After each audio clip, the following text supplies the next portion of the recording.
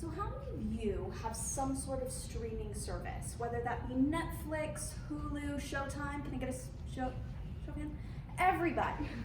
Well, the reality is if you have these streaming service, you've probably seen the television show Criminal Minds. So can I see a show of hands of who's seen Criminal Minds? Almost everybody. Well, for those that don't know, Criminal Minds is based off a real-life unit within the FBI known as the BAU, or Behavioral Analysis Unit. Now, I am not a criminal psychologist, nor am I an FBI profiler, but today I will be teaching you all how to profile, as well as give you guys just a little bit of background about the BAU, since we all know reality or television is not reality. All right, who is John Douglas? Well, John Douglas is the gentleman to the right for you guys, and he is known as the father of the BAU, and he's an absolute FBI legend. And in his New York Times best-selling novel, he depicts his pursuit of some of the most notorious and sadistic killers of all time, including the Alaskan child murderer, as well as the Green River Killer. He also depicts his interviews with Ted Bundy, Charles Manson, and Ed Gein. And for those of you who don't know who Ed Gein is, if you've ever watched the horror film Silence of the Lambs, he's the serial killer depicted in that film. All right. Now, on the official website for the BAU, on the FBI's official website, they state that the BAU's mission is to provide behavioral-based operational support to federal, state, local, and international law enforcement agencies investigating unusual or repetitive violent crimes. Now, the BAU itself is divided into 3 subdivisions.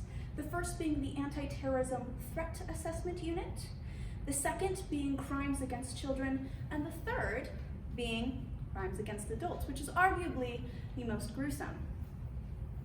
Now, you're wondering, you're thinking to me, Elizabeth, I thought you were talking about profiling. Well, now I'm going to show you how they do it. So they start by looking at victimology, or in layman's terms, they study the victim. They look at the type of hair that the victim had, whether they were blonde, brunette, or, blue. They look at their hopes, their dreams, their aspirations, their education, their class. All of these minute little details can tell us what we need to know about our offender. They then look at the location of the crime. Was the crime committed in rural Idaho, where there were no potential witnesses besides maybe a bunch of cows, chicken, and pig? Or was it committed in the center of Times Square, where there could be up to 500 potential eyewitnesses? All of which can tell us what we need to know about this offender. Sadly, they look at the crime scene. This is where they look at how the victim died. And if you're wondering, yes, this is a legitimate crime scene photo.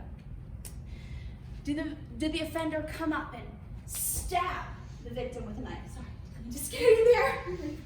Or was the victim shot at point-blank range? All of which can tell us what we need to know about the offender, because it takes 2 different types of people to commit those 2 different types of crimes. They then look at the organization level.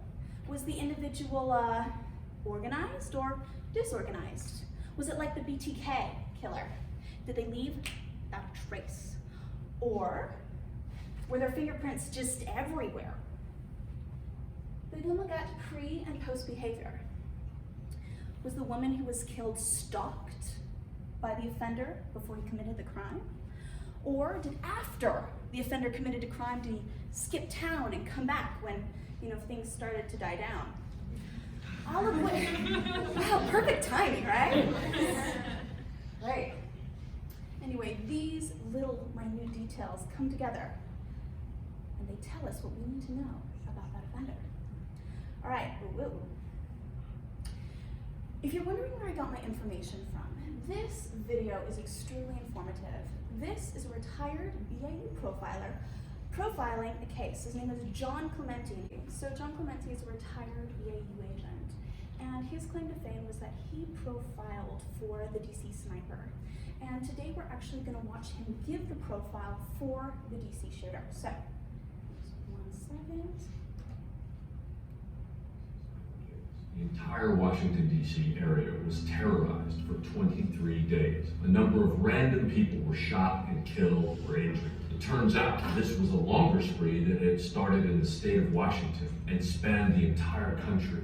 So I became involved in the case because I was working in the Behavioral Analysis Unit at the time, and we consulted on the investigation. Immediately, this case presented as if it were a spree killing. 6 murders in the space of 27 hours. So we didn't think he was targeting a particular type of group. The victimology was completely random.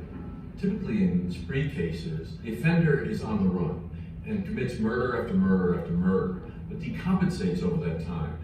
The rush of adrenaline and the excitement and the fear of getting away, all those things can cause an offender to make more mistakes as time goes on. But in this case, that wasn't happening. The students themselves indicated that there was pre-attack surveillance. This offender planned and executed 6 murders within the space of 27 hours and was a ghost. No one even saw him. That told us right away that he had a certain level of calm, cool, and collectedness, that he was probably in his mid to late 40s and had police or military training. But more than that, he must have actually had experience on the streets as a police officer or on the battlefield. Because pulling the trigger on a paper target is one thing, but taking the life of an unknown individual is a whole nother matter. So that's John Clemente, like I said. I totally recommend looking into this video. He goes over victimology. He goes over basically what I did for you guys today.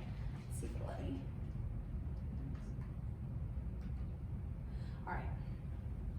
To summarize, think of profiling as simply reverse engineering a crime. You look at the victimology, you look at the victim itself, you look at the location of the crime, you look at how the person died, every minute detail. And then you create basically a shadow of the individual you're trying to find, which can be given to law enforcement ultimately to capture the killer. I leave you all with a quote that from the infamous Charles Manson that was given to John Douglas, and he even states this quote in his book. He goes, "Believe me, if I started murdering people, there'd be none of you left." Well, I hate to break it to Charles Manson, but the reality is that with law enforcement and people like John Douglas and other FBI profilers within the FBI, people like Charles Manson are few and far between. And thankfully, FBI keeps them off the street. So thank you all so much for listening.